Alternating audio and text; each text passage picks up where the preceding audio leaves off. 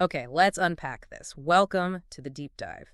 This is where we take source material, could be articles, research, maybe even your own notes, and we really pull out the key insights, make them useful. Yeah, think of us as your guides, kind of helping you see what really matters in all that information, maybe add a bit of context. And maybe find some connections you didn't expect. Exactly. So today, we are diving into a really powerful article by Joseph Wallace. It's called Empowering the Next Generation, The Benefit of Financial Literacy. And it's very personal. He uses his own story to build this case for, well, basically changing how we teach kids about money. Right. It's not just him remembering stuff. It's a real call to action, isn't it? Based on what he, had to figure out himself outside of school. Precisely. So our mission today, we're going to follow his path. What financial knowledge did he miss out on? How did he actually learn it sometimes in surprising ways? And what are the core ideas he thinks are vital? Yeah, and then look at his vision. How do we make this stuff, financial knowledge, as basic, as fundamental for kids as like reading or math? What did he learn, and what does he think you need to make sure the next generation knows? It's a deep dive, all right? Hmm. Practical financial wisdom, but seen through the eyes of someone who really learned it piece by piece out of necessity. Okay, so let's start at the beginning. Joseph Wallace, growing up Haitian-American, Spring Valley, New York.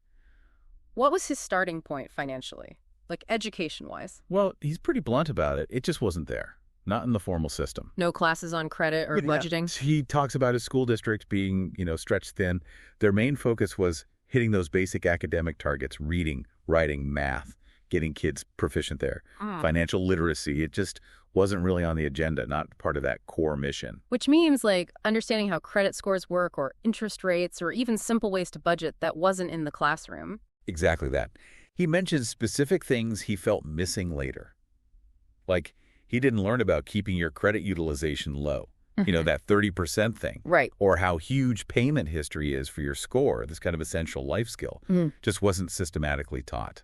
That's a huge gap, especially when you think about how early kids start dealing with money, even if it's just student loans or maybe their first credit card offer. Absolutely. So, okay, school wasn't the place. Where did he actually learn these crucial lessons? This is where it gets really interesting, actually. He learned mostly through observation, talking to people, just needing to figure it out in the real world. Right. And one key place he mentions, working at a gas station. Ah, the gas station wisdom. I love that. Yeah.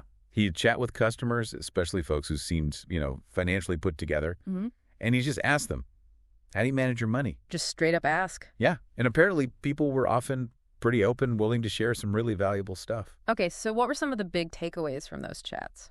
A really big one was credit utilization. Yeah. Specifically that rule of thumb, keeping your balance under 30% of your limit. Under 30%. And why that mattered for his score. He learned that. So it's not just, did I pay the bill, but how much of my available credit am I actually using? Exactly. And the other huge one was payment history.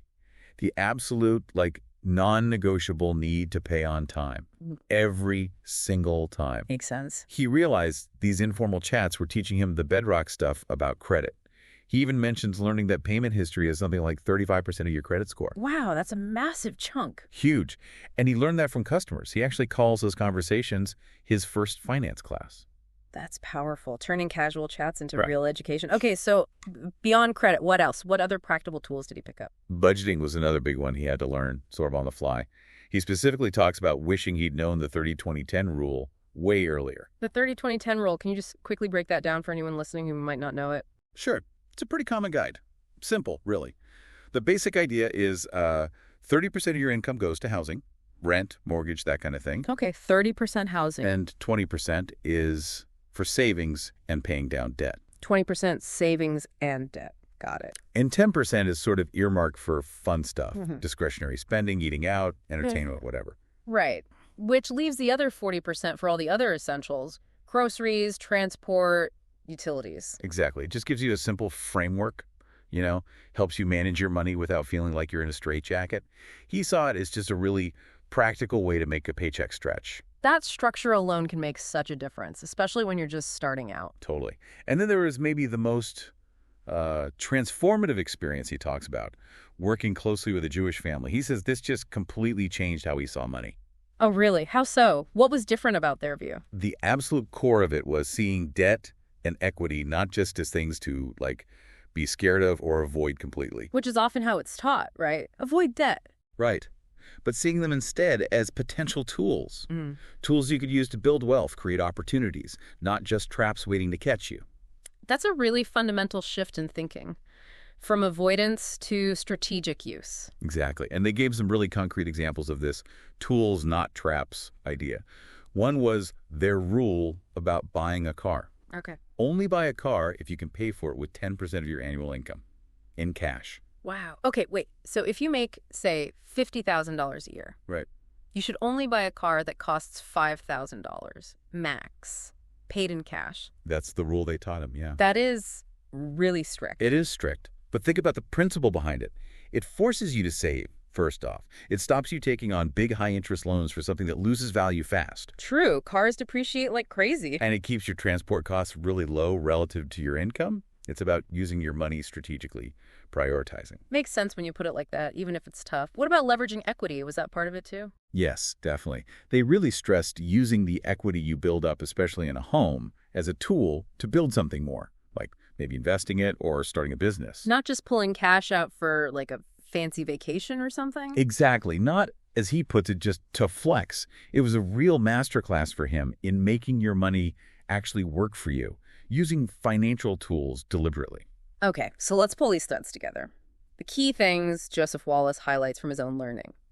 We've got keeping credit use under 30%, the huge importance of payment history, budgeting frameworks like that 30-20-10 rule, the whole tools not traps view of debt and equity. Right, the strategic use. Specific rules like that really tough 10% car buying guideline, Yeah. and then leveraging equity productively. Those are the big ones he learned, yeah. Yeah. And he also throws in a couple of other tools he wishes kids were taught about directly. Things like certificates of deposit CDs for guaranteed returns. Yeah, it's CDs for saving. And dollar cost averaging for investing. That idea of putting in a set amount regularly. Dollar cost averaging, yeah. Investing consistently over time no matter what the market's doing. Helps smooth things out. Exactly. He sees all these things from the credit basics right through to investing strategies, not as, complicated jargon, but as actual practical tools you can use. And that's really the connection for you listening, isn't it? These aren't just bullet points from an article. They're actionable things. They're the kind of knowledge that can genuinely help you manage your money better, make smarter choices. Build some stability. They're the building blocks he felt were missing when he started out. Which leads us right into his main point, the need for systemic change. How we teach this stuff needs an overhaul. Based on everything he went through, what's he actually calling for? His core argument is really clear. Financial education has got to be woven into the K-12 curriculum properly. Okay. He contrasts his own experience schools just focused on the bare minimum academics with a future where financial literacy is treated as a foundational skill, just like reading, just like math. So not just an optional class tucked away somewhere, but actually integrated. That's what it sounds like, yeah. Making it a required, essential part of getting an education. He literally pictures high schoolers graduating already, understanding credit, mortgages, interest rates. Knowing about CDs, dollar cost averaging. Exactly. Being financially fluent when they step into adulthood. Okay, so how does he see that happening? What are the proposed solutions? Well, he suggests a few routes. Integrating it into existing subjects is one way, or maybe dedicated classes. But it's not just schools. He also talks about creating other spaces where talking about money is normal. Like outside the classroom. Yeah, things like community workshops, families being more open about discussing finances, mentorship programs. So it's kind of a multi-layered approach. School, home, community, all playing a part. It seems like it. It's about building a whole culture that actually values financial know-how, supports it from different angles, sees it as a pillar of personal success. And why does he think this is so incredibly important? What's the big, immense payoff he talks about? He paints a really hopeful picture, actually. It's all about the next generation.